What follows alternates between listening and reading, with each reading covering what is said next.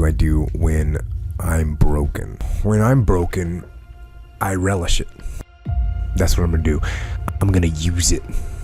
Because if I'm broken, then I just found my limitations. And until I know what my limitations are, how can I push them? How can I get better? But once I see it, once I feel it, once I see where I was broken, then I can attack that weakness. I can fill in that gap. I can reinforce that breach. If you break, it means it's time to fortify your will to make it stronger. There's all kinds of different ways to break. You can break physically, you can break mentally, you can break your heart, you can break your spirit, and none of those are fun, and all of those are gonna leave a mark. But the mark that they leave can be the mark of victory, or it can be the mark of defeat. Because every time you break, and in every way that you break, while it's a chance, it's definitely a chance for you to give up and for you to just to fall apart.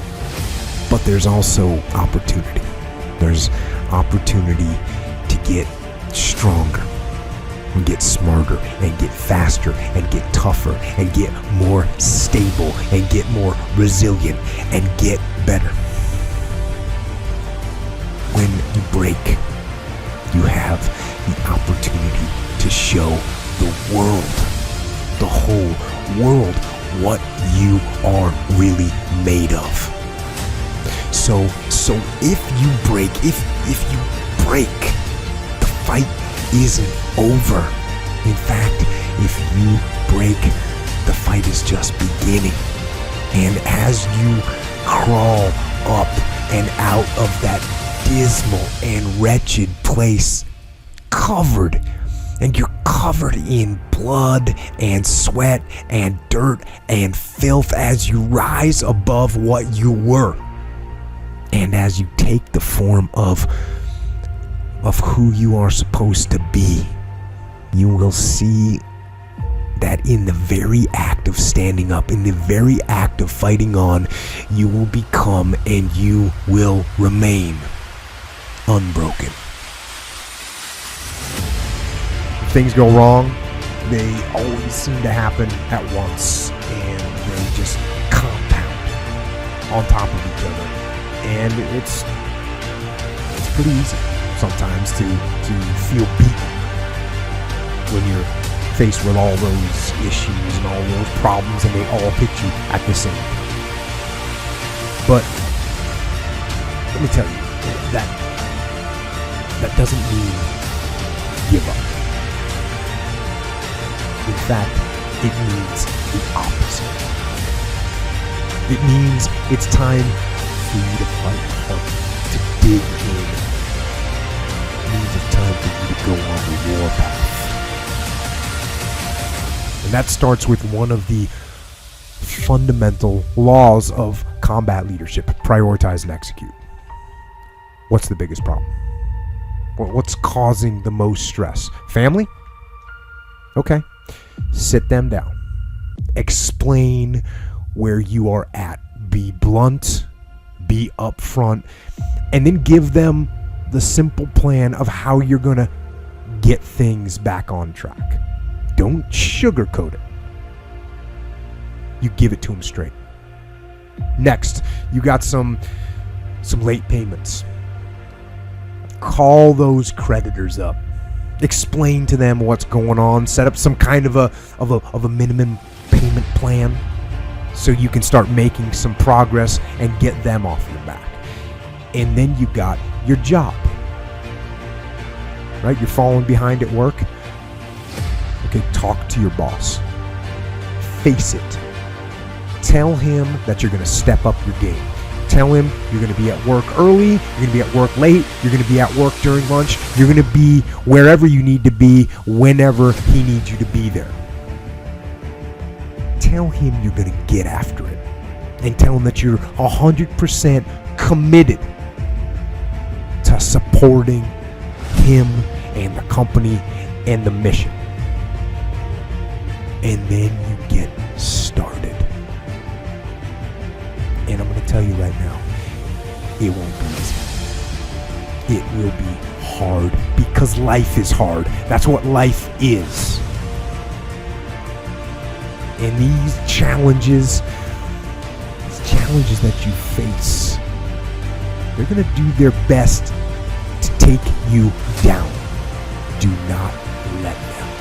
Stand up, dig in, line up those problems and confront them, face them, fight them.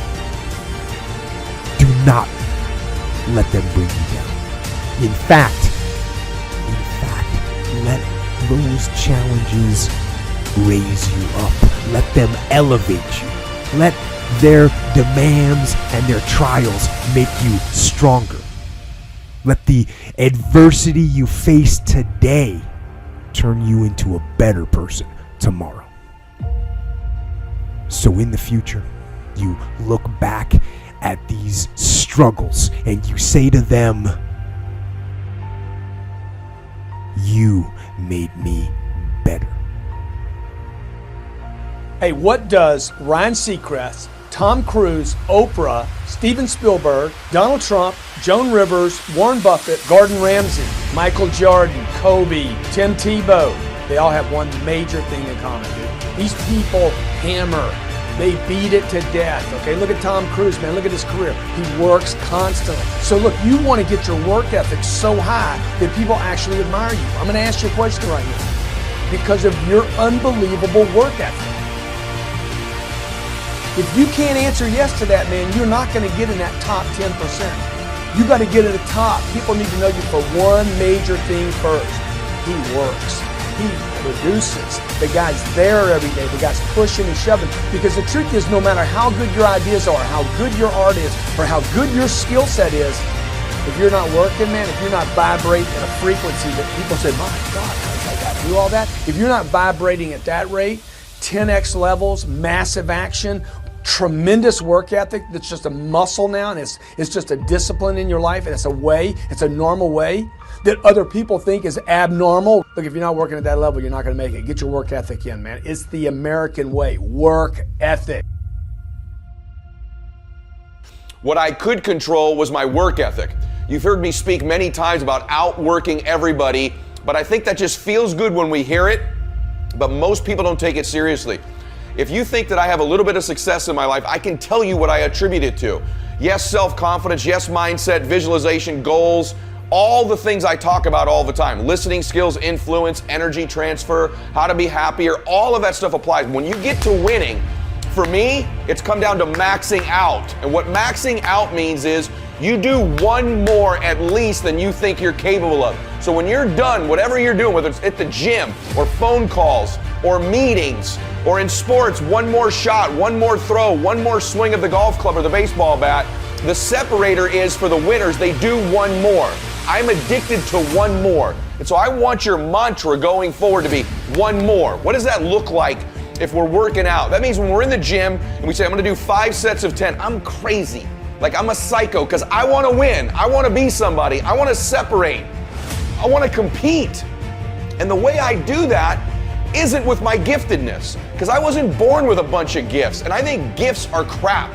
I think for the most part, gifted people struggle in life because things come easy to them. I like that things haven't come easy for me in my life. I like that I have natural talents in every area. And maybe you like that about you too. Maybe you've looked at yourself all your life and thought, man, I don't have that natural beauty or that natural talent or this gift for creativity or intellect or humor. I don't have any of those things. But what I got is I will outwork you. And so at the gym, one of the things I focus on, they say it's 5 sets of 10. When I'm at 10, I go one more, bam, 11. If I'm running on the treadmill and it's a 45-minute run, I never finish at 45. I always go one more minute, 46. If I'm at the office and I'm supposed to make 25 phone calls that day, when I'm at the end of the day, I always do one more. If I've got meetings, I always do one more. My mantra for 3 decades in business has been one more.